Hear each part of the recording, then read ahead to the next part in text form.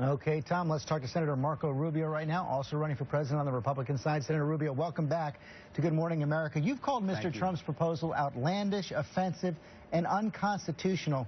So why would you still support him if he's the nominee? Well, first of all, he's not going to be the nominee of that, and so let's continue moving forward on this campaign where I think we're going to nominate someone that actually has a chance to win in the general election. And that's what I'm going to focus my campaign on. Let me interrupt you there, though. You say he's not going to be the nominee, but he's at 35%, not only in that poll that Tom just said. New York Times CBS poll out just now has him at 35%. You're only at 9%. I know, George, but you've been following politics for a long time, and most of the people that are leading in December very rarely win in January and February and March when these votes start to count. So I'm not going to hyperventilate about polls, and I'm not going to do what the media has fallen into, which is we had a major terrorist attack on U.S. soil a week ago yesterday, and now all the talk, including the newscasts, are dominated by this plan that's never going to happen. This is never going to become the law of the country, what Donald Trump is proposing. Let's focus back on the things we can do something about, which is how these people in San Bernardino carried out this attack, and the others who are out there, perhaps even within the homeland, even as I speak, that are attempting to carry out similar attacks.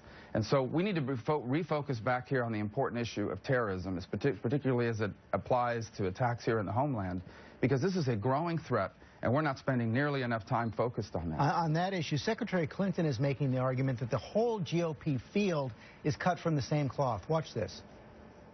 They are all driving the exact narrative that jihadists want to advance, that we are at war not with barbarous, violent murderers, but with an entire religion.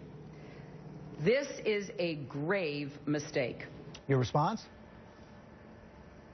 My response is that there isn't a place on earth where America is stronger or safer after Hillary Clinton was Secretary of State or Barack Obama has been president.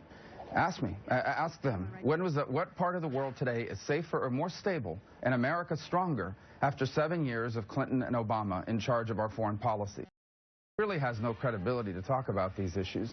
The truth is that there are elements within Islam that are radicalized and that believe that it is their obligation and duty to kill or enslave anyone who does not agree with their interpretation of their faith. And we need to confront it for what it is. It is an ideological movement that attempts to enslave and kill people that do not agree with them. And the sooner we realize that, the better our strategy to confront them is going to be. They cannot be contained. They must be defeated. Senator Ted Cruz is coming on strong now. His new polls put him ahead in Iowa. He says we need to carpet bomb ISIS. Says, I don't know if sand can glow in the dark, but we're going to find out. Would that be part of your strategy as well? Well, we're going to increase airstrikes, but you cannot defeat ISIS simply from airstrikes. There is not a single credible military official, either active or inactive, that would say that we can simply defeat them from the air. They will have to be confronted on the ground, and it must be a coalition of which the bulk of it is made up of Sunni Arabs. Obviously, the Kurds are going to doing a great job in the Kurdish areas. We should even empower Christians to defend themselves in their areas and their families. But the bulk of that ground force needs to be Arab Sunnis that reject ideologically and defeat militarily ISIS. And they will need our help. We will have to increase the number of special operators to call in those airstrikes. We'll need more logistical and intelligence support. And we're going to need more support from Egypt, Saudi Arabia, Jordan, and the UAE and other kingdoms that are immediately impacted by ISIS's presence in the region. But they must be defeated on the ground. We will not be able to defeat them simply Senator through Rubio, airstrikes. Thanks very much for your time this morning. Thanks, George.